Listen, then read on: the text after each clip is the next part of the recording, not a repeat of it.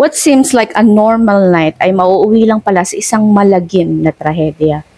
Isang RN na nagngangalang Zoe Zoyunhe ay karumal-dumal na pinaslang ng kanyang nobyo matapos nilang mag-grocery sa isang supermarket sa Seattle, USA.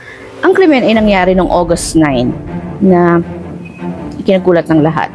Si Zoe ay isang 25-year-old Chinese woman from Hawaii na bumisita sa kanyang 26 years old na boyfriend na nagngangalang Andy Yu dito sa Seattle, USA. They have been in relationship for 3 months at nagkakilala silang dalawa dahil parehas sila ng universidad na pinasukan. Yun nga, nung araw na yun ay nag-grocery pa sila. Everything seems okay. But that same day ay brutal na napatay ng lalaki yung girlfriend niya. Nag-suffer si Zoe ng severe traumatic assault sa kanyang muka, ulo, dibdib, bali yung kanyang liig at may laslas din yung lalamunan niya. Natagpuan yung kalunos-lunos na nangyari sa kanya kinabukasan nang tumawag ng 911 yung kapitbahay nila sa baba dahil sa tumutulong tubig dun sa unit ni Andy. Hindi naman nila mahagilap yung lalaki kasi umalis nga daw ito nung 8 a.m. ng araw na yon. So pagpasok pa lang ng mga pulis dun sa condo unit ni Andy ay may tubig nang umaagos dun sa hagdan kaya dumiretso sila dun sa banyo.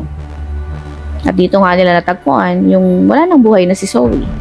Half naked ito at nakababad sa bathtub.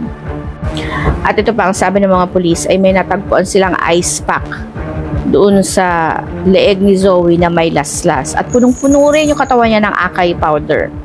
May nakita rin sila na nakabara doon sa lalamunan ni Zoe na ultimo isang golf ball. Oh my. May you rest in peace, Zoe. At namang boyfriend niya ay napag-alaman ng mga pulis na dinala ng kanyang mga kaibigan sa hospital dahil nag-suffer daw ito ng psychotic behavior. And from there, hinuli nila si Andy Chu at umami naman dun sa nagawa niya sa nobya niya. Ang sabi ni Andy ay hindi daw niya sinasadya yung nangyari. Nag-iba daw kasi yung paningin niya kay Zoe noong mga oras na yun. She looks and acted weird. Yan ang sabi niya. Hindi daw niya alam na nagawa niya yung mga bagay na yun at nung makita nga daw niya yung girlfriend niya na duguan na, tinry daw niya lahat para ma-revive ito. Sa ngayon, si Andy Chu is behind bars and is facing a first-degree murder charge in the death of Zoe Zoyunhe.